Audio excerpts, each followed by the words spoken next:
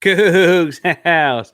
All right. So, amidst all the talk of conference realignment, it's time to really figure out, though, is any of this movement good for Houston specifically? And if we could pick, which would we pick? You are Locked On Cougs, your daily podcast on the Houston Cougars, part of the Locked On Podcast Network, your team every day.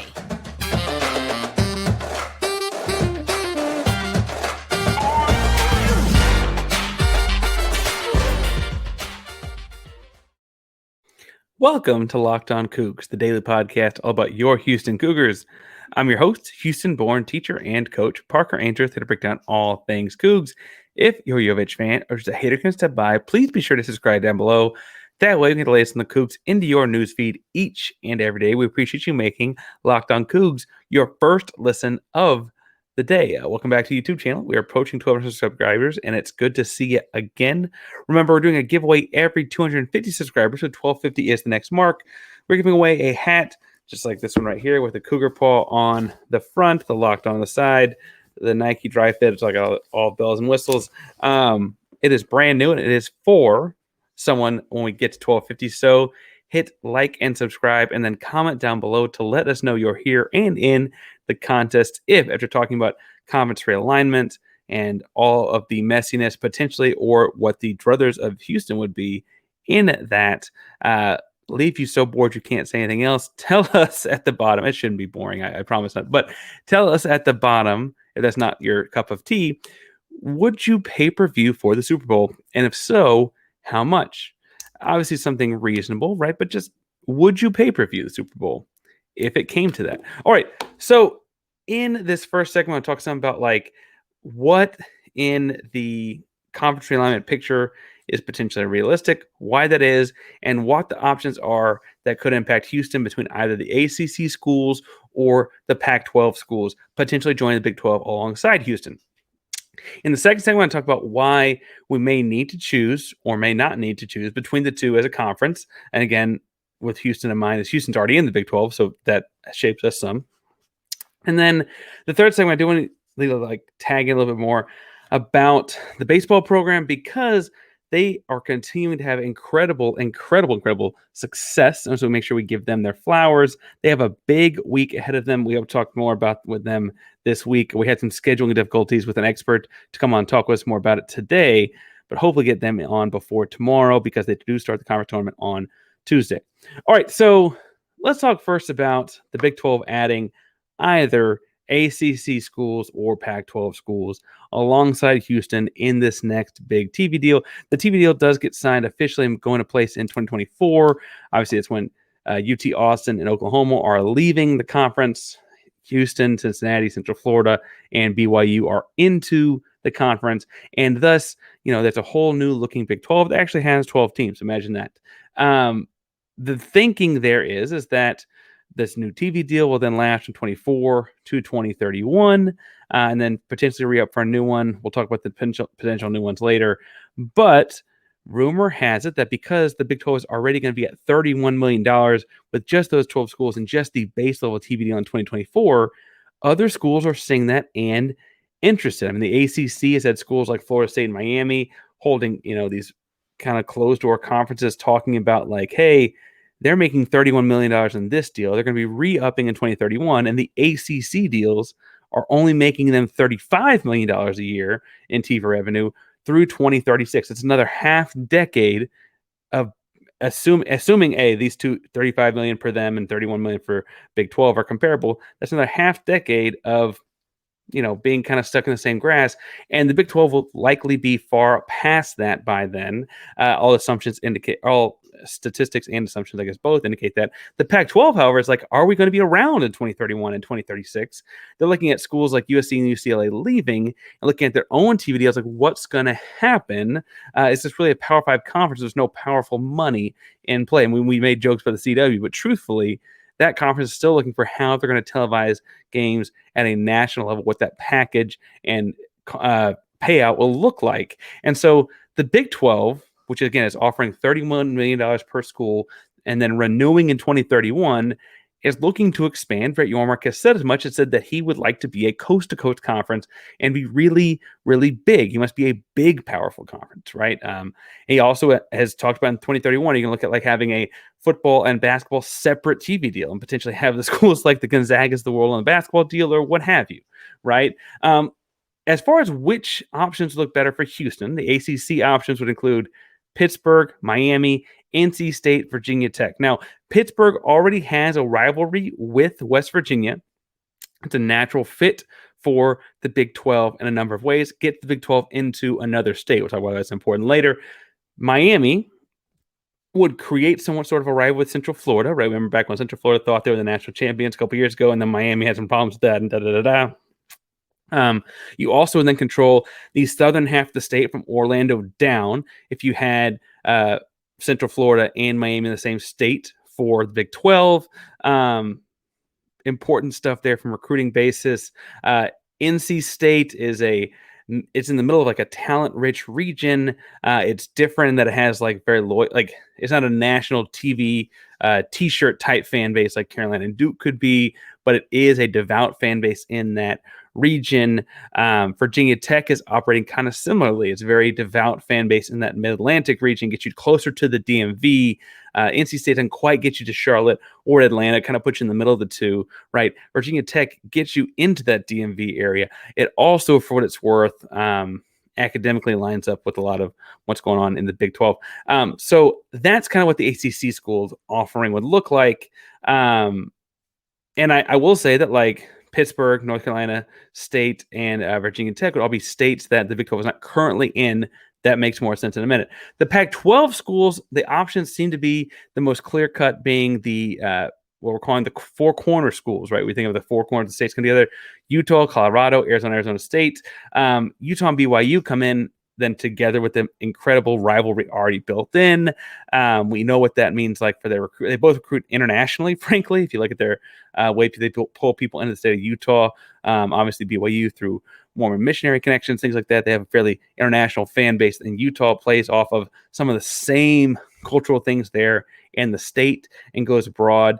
Arizona State adds a new state, and I assume be a package deal. You also, with the recruiting of them, especially like you have Phoenix and all of that, but you also, through Phoenix, get tied to Southern California. If you know anything about that region of the world, frankly, the big recruiting pitch to people that play like for Phoenix pro sports teams is like, hey, you're just a 3.5 hour drive from Los Angeles, right? That kind of back and forth there is really important. But it's truthfully like a lot of that Southern California part that is not the city of Los Angeles is equidistant to Phoenix and like a lot of that area ends up overlapping for recruiting, even though it's not in the state of California. And then Colorado, like, can you ride the Dion effect? It's a former Big 12 school itself. It's a new state that a lot of Big 12 schools already recruit by beginning a TV mark into a new state. And in looking at these, I know that it's interesting to like go back and forth of which would be better for Houston.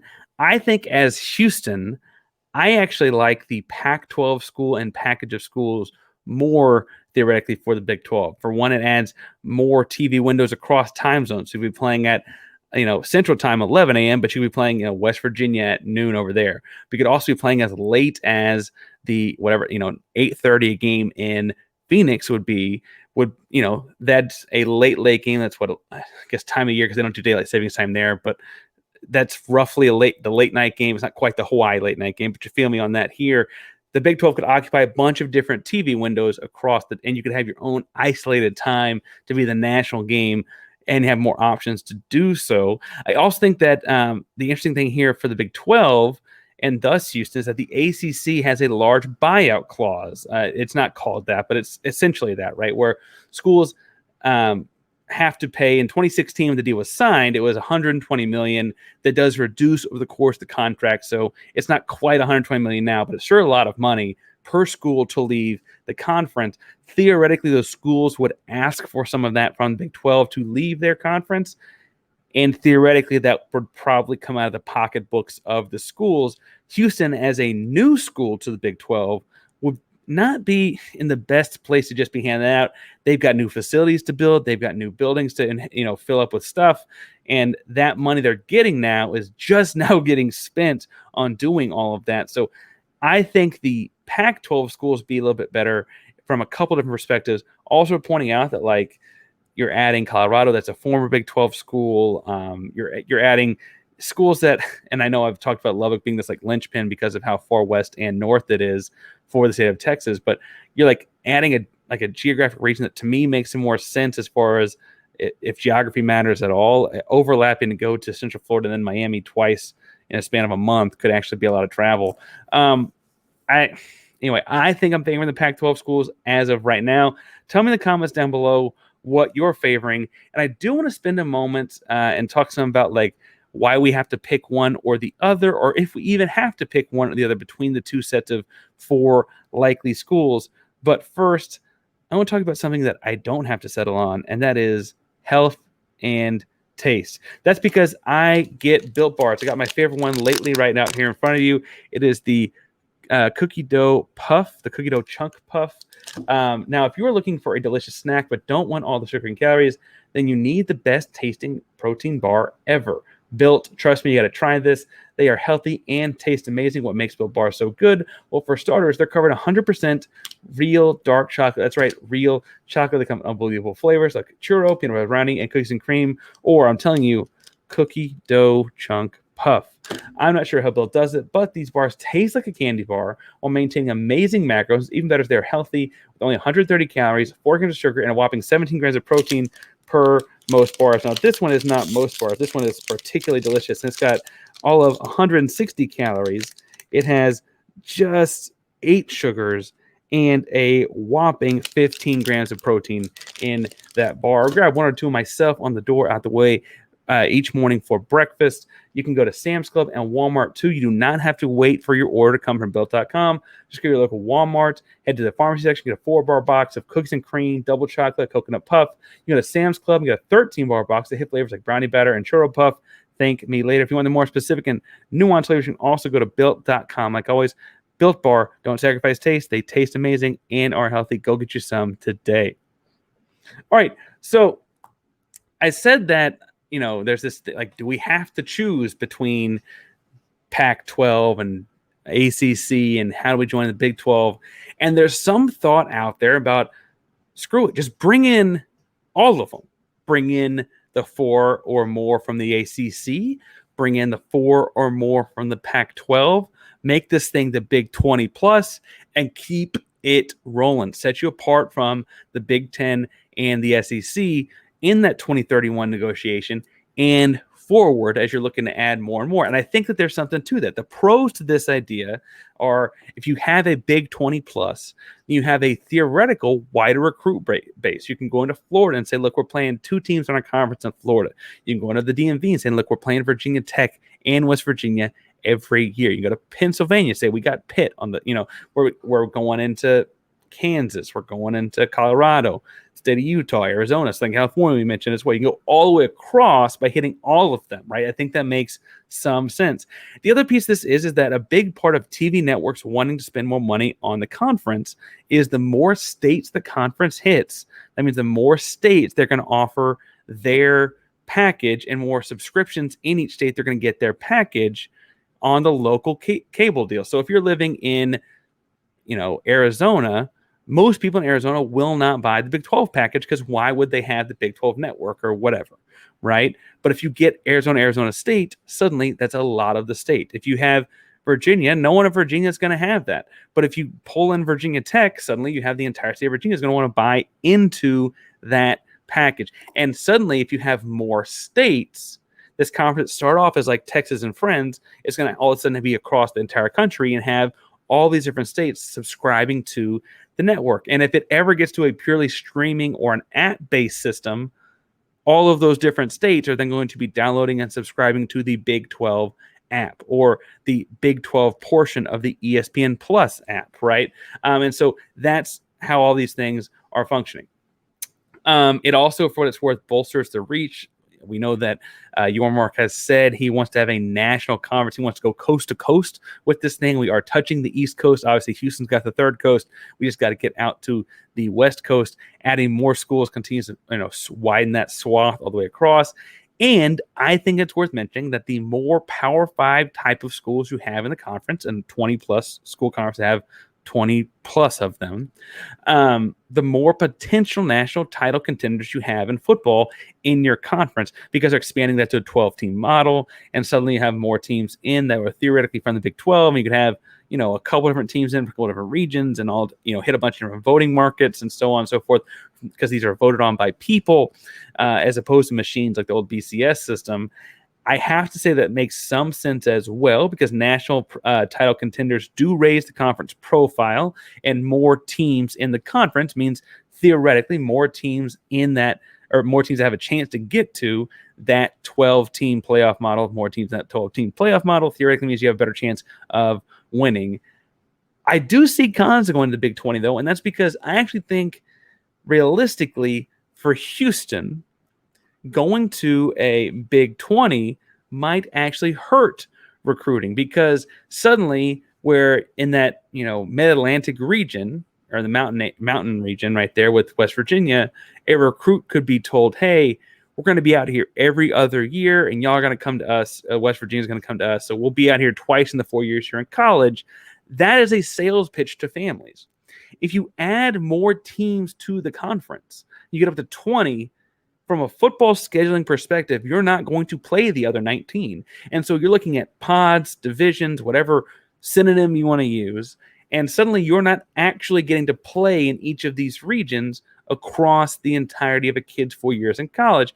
And then suddenly that sales pitch to the kid in Phoenix or the kid in Southern California about like, hey, we're going to get to come out and play. We're going to play Arizona or Arizona State every year. So we're going to be out there once a year. Trust us.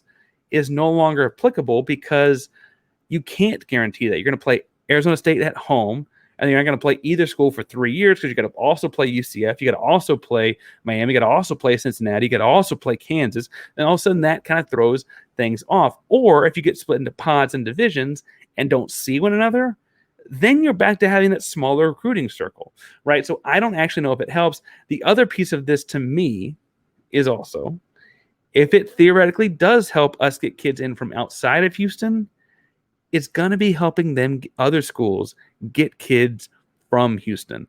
And that's problematic, because the entire thing we're trying to build up here in this program is a program of kids from Texas, and specifically Houston, for Houston. For the city is the hashtag for a reason. And Houston is one of, if not the, year in, year out. I mean, some years it's obviously the best. Some years it's arguably the best. Some years it's in the top 3. But best recruiting area in America. And to have other schools say, well, we're going to play Houston every other year for 4 years, means that those schools can sell their program based on that to the kids that are in Houston as well. And I don't know that I want that in a bunch of places either. And so I see that as a con and a drawback. Now, the ultimate answer I have to this question, though, as far as like pros and cons with getting to 20 schools, is I don't think you need to pick now. I think truthfully in 2024, right, we're pulling in, let's say we pull in the Pac-12 and not the ACC schools, because it costs so much money to pull in the ACC schools. By 2031, that cost of the ACC schools will go down. They're going to be more fed up with their system. I can tell you right now that Miami and Florida State are not going to like this whole deal where Central Florida and Orlando, their little brother, is making as much or more, depending on the year, money based on being in the Big 12 conference. And they're going to be more upset and more fed up, and they're going to be looking to something, something big, something new. And meanwhile, that's happening around 2031. The Big 12 is resetting the market. And so you suddenly have whatever the latest game is, the Big 12 is adapting. Is it streaming? Big 12's up. Is it pay-per-view? The Big 12's up. Is it still standard television? The Big 12's up. The Big 12 will be ready for whatever. If it's 3D chessboard-looking pieces, the Big 12's up for whatever the newest thing is. And so theoretically, that 2031 date only makes this thing more valuable. And so if you don't add them now, just twiddle your thumbs for a minute and watch the value go up and do it then. I don't think that was all to say. I don't know if the question has to get answered today, but I do think I do think you look at expansion, probably another couple teams in 2024, and again, I think another handful of teams in 2031. What will be interesting is something to keep an eye on is that Yormark has said this idea of having a football and basketball TV deal that are separate deals. that separate basketball deal? Does that become schools like Gonzaga, right? I guess technically UConn has had a football team, but does it become schools with these historic basketball programs signing on to the Big 12 in 2031 and it ending up in that basketball only side of the conference, especially with who knows where football will be by then? I mean, we'll see. It takes a long time for Rome to fall, but Rome did fall one day, right? It's like, who knows what football will look like by then. Now, speaking of Rome falling, um, not that Houston has built up a program quite like Rome, but they had quite a last season in the American Athletic Conference in baseball. And we need to talk about how the regular season ended in the third segment. So let's get on into how that season ended. The Houston Cougars did peel off 2 of the 3 games in Cincinnati, but unfortunately, East Carolina beat, I think it was Tulane 3 times in a row over the weekend. And so East Carolina wins the conference by a half game. You remember, Houston had a Wichita State game rained out, or lightninged out, I should say, earlier this year. The lightning out meant that Houston was always operating with that half game in comparison with East Carolina. And that half game may have ultimately come back to bite them because, for what it's worth, Houston had fairly sound victories against Wichita State. And had they gotten to play that third home game with Wichita State, a third win would have actually bolstered them into a tie, and then they had the tiebreaker with East Carolina for a number 1 seed in the conference. For what it's worth, this was the first time in the American Athletic Conference that Houston has won every conference series across the conference. So hats off and golf claps and all those kinds of things to the baseball team. Truly tremendous season. To put things in perspective, this team was below 500 heading into conference play, and now we're talking about competing to win the conference and talking about potentially going to the regionals and so on and so forth. So the way this thing plays out is Houston will be playing in the conference tournament on Tuesday night. They play on Tuesday night. I believe I'm reading this right. It is at 4 p.m. So Tuesday afternoon, but it's game 3 of the tournament on ESPN Plus. It's 4 o'clock Eastern, so 3 o'clock our time, on Tuesday afternoon. They'll play Tulane. For what it's worth, that they had 3 exciting games against Tulane in Louisiana earlier this year. They won 9-3, 5-4, and 17-11. But if you go back and check the box scores on those, as I tweeted out over the weekend, those were all like not set in stone victories. They were definitely like come from behind. Even the 17-11 victory, if you go back and look at it, Houston was down. What was this? It was like 10-6 or 9-6, if I'm doing my math right here, going into the 6th inning, and came back and had a 5-run 6th inning and a 5-run 9th inning to win 17-11. And that's Tulane. That's first game out the gate. If they win that game, then they play the winner of Wichita State and Memphis. Houston won both Wichita State games, had the canceled game we mentioned, and then won 2 of their 3 games with Memphis. For what it's worth, the 2 games they beat Memphis were 8-0 and 11-1. The game they lost was 3-9. So again, that's going to be an exciting, high-scoring affair in the second game as well, assuming they beat Tulane. Now, I don't mean to count chickens before they hatch, but I will say that based on this tournament, they don't have to beat Tulane theoretically to win out.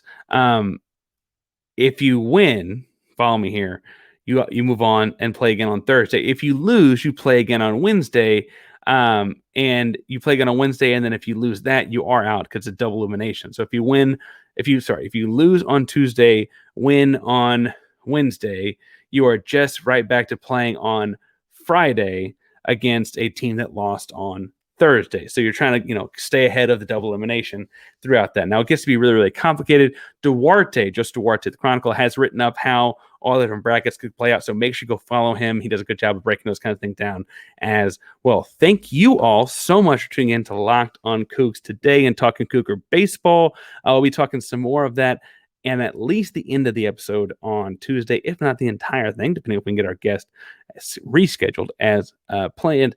But thank you all so much for tuning in to Locked on Cougs Day and listening to all the things we had to say about conference realignment and baseball. It's an exciting time to be a Coug with baseball team winning, conferences shaking up.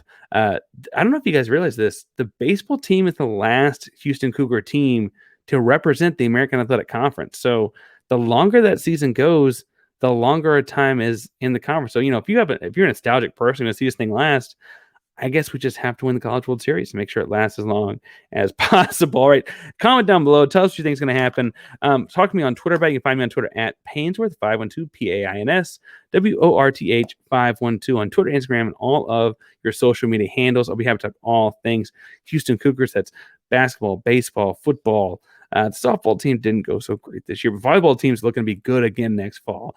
So make sure you find me at Painsworth512. Talk about all those things. Talk about the Rockets and the Astros, Texans, all that kind of stuff as well. I also, if you haven't noticed, tweet about the NBA playoffs. It's a fun time to be a sports fan. Thank you again for making Locked On Cougs your first listen. If you're looking for a second listen, I'm going to recommend Locked On Rockets. Locked On Rockets doing a great job. Jackson Gatlin is in following all things NBA draft pertaining to the Houston Rockets, including if they should get Jarris Walker at that 4 spot. So make sure you go check out Jackson and do it over there with the Houston Rockets show. Thank you all so much for tuning in. Locked On Cougs, the primary Locked On Podcast Network. That means your team every day. Go Cougs.